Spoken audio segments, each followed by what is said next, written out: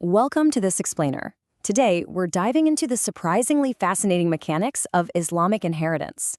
We're going to transform what might look like a really dense legal manual into a clear, visual roadmap of wealth, justice, and family. It's a topic that is absolutely going to touch all of us eventually, and the way this historical system handles it is incredibly structured. Let's get into it.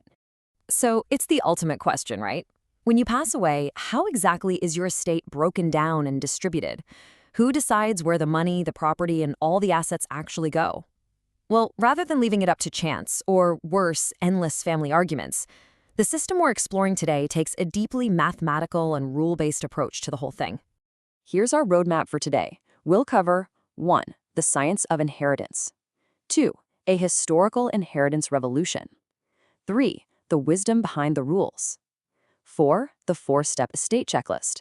And finally, 5. The mechanics of inheritance. All right, let's jump straight into Section 1, the science of inheritance, defining the terms of the trade.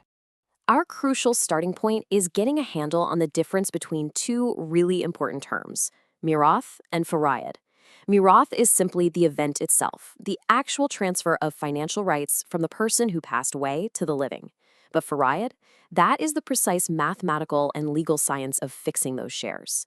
It literally translates to determine or fix precisely.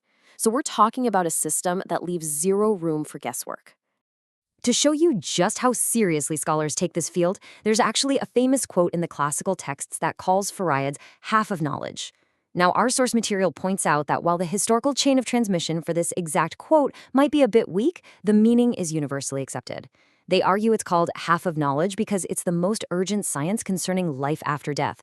Plus, let's be honest, it's the easiest branch of knowledge to forget, simply because we usually only dust it off when tragedy strikes. Moving on to Section 2, a historical inheritance revolution, overturning the old order.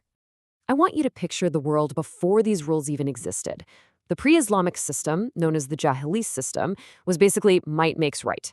Inheritance was completely restricted to men who could bear arms and physically defend the tribe. Women and children, they got absolutely nothing. The Islamic system was a total game changer here.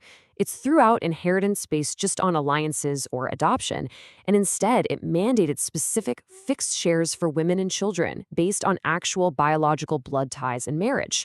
It was literally designed to protect the most vulnerable people in society.